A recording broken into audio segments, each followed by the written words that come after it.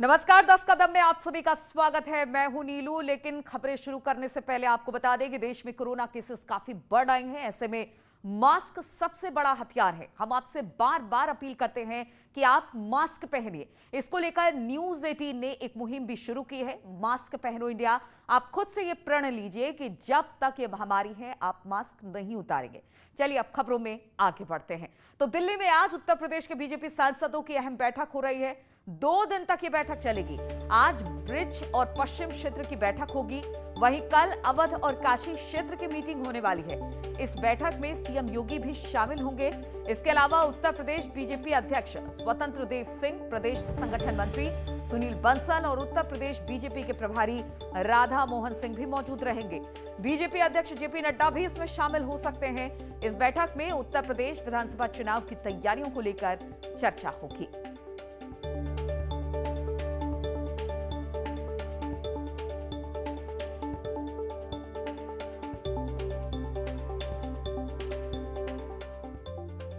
और इसी पर बातचीत करने के लिए अनामिका इस वक्त हमारे साथ जुड़ गई हैं। अनामिका, लखनऊ में हमने देखा खूब मंथन हुआ, खूब चर्चा हुई और अब दिल्ली की बारी है। तो आज दिल्ली में क्या कुछ होने वाला है, किन किन मुद्दों पर चर्चा होगी और कौन कौन इसमें शामिल हो रहे हैं?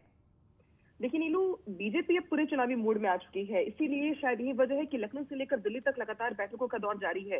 पिछले दिनों भी मुख्यमंत्री योगी आदित्यनाथ ने दिल्ली जाकर के तमाम बड़े नेताओं से मुलाकात की थी।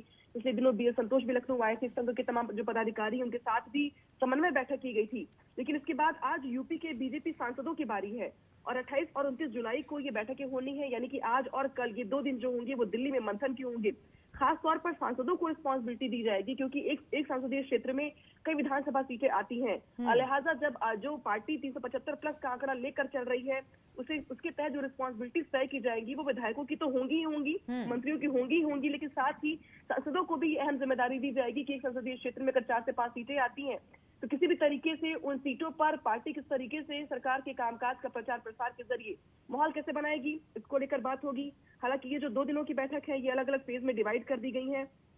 आज ब्रिज और पश्चिम और कानपुर क्षेत्र की बैठक है और कल अवध, काशी और गोरखपुर क्षेत्र की बैठक है। यानी कि 2 दिनों में अलग अलग क्षेत्रों के जो पदाधिकारी हैं या फिर सांसद हैं उनकी बैठकें होने वाली हैं। हालांकि बीजेपी के प्रदेश अध्यक्ष स्वतंत्र देव सिंह, संगठन मंत्री सुनील बंसल, यूपी के प्रभारी राधा मोहन सिंह भी इस बैठक में मौजूद रहेंगे। मुख्यमंत्री के भी शामिल होने की बात सामने आ रही है।